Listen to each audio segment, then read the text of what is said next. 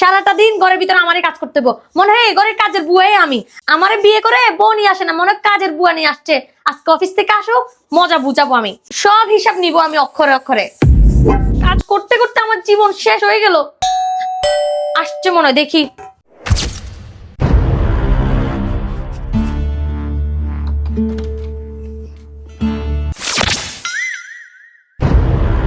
কি ব্যাপার, তুমি এভাবে ঝাড়ু হাতে দাঁড়াইছো কেন? আমি অফিস থেকে আসছি, নাও ব্যাগটা নাও, আর আমার জন্য এক গ্লাস শরবত বানিয়ে নিয়ে আসো। তোমার ব্যাগ তোমার হাতে রাখো, তোমার সাথে আমার অনেক হিসাব নিকাশ আছে। হিসাব নিকাশ? কিসের হিসাব নিকাশ? আগে তুমি আমাকে বলো, তুমি কি আমাকে বই হিসাবে নিয়ে আসছো নাকি কাজের মেয়ে হিসাবে নিয়ে আসছো? কাজের মেয়ে হিসেবে কেন নিয়ে আসবো? তুমি তো আমার বউ। ধ্যাৎ, বউ যদি আমি হয়ে থাকি তাহলে বাসার সব কাজ আমাকে দিয়ে কেন করাও? করাও তো করাও, এক টাকাও স্যালারি দাও না। স্যালারি? স্যালারি মানে টাকা। টাকা এখন থেকে আমি বাসায় যতগুলা কাজ করব সবগুলোর জন্য আমাকে টাকা দিতে হবে। কি দিতে হবে? টাকা টাকা। টাকার কথা আগে কখনো শোনো নাই? টাকা তো চিনি, কিন্তু টাকাটা আমি কাকে দেব? কাকে দিবা মানে? তোমার ঘর ঝাড়ু দিয়ে কে? তুমি। তোমার রান্না বান্না কে করে? তুমি করো। তোমার থালা বাসন ধোয় কে? আর ঘরের সমস্ত কাজ কে করে? তুমি করো।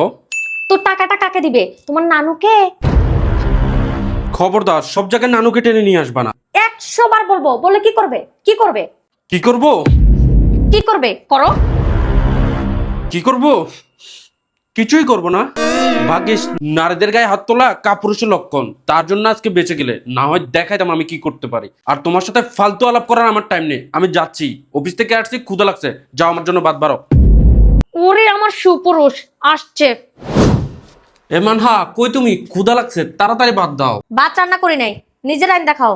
আর যতক্ষণ পর্যন্ত আমার কাজের পারিশ্রমিক দিবা না, ততক্ষণ পর্যন্ত আমি ঘরের কোনো কাজই করব না। কি শুরু করলা বলো তো? আমি তো মনে করছি তুমি এতক্ষণ দুষ্টুমি করতেছো, কিন্তু না, তুমি তো সিরিয়াসলি এগুলো করতেছো। আমি তোমার সাথে কোনো দুষ্টুমি করতেছি না। টাকা দিবা তো কাজ করবো, না হলে করবো না। আচ্ছা বলো, কত টাকা লাগবে তোমার? এখন আসলে আসল কথায়। ঘর ঝাড়ু দেওয়ার জন্য আমাকে 50 টাকা দিতে হবে, থালা বাসন ধোয়ার জন্য 100 টাকা দিতে হবে, ঘর মোছার জন্য আমাকে 200 টাকা দিতে হবে, শুধু রান্নার জন্য 100 টাকা দিতে হবে। আরো অনেক কাজ আছে যেগুলো আমি এখনো হিসাবও করি নাই।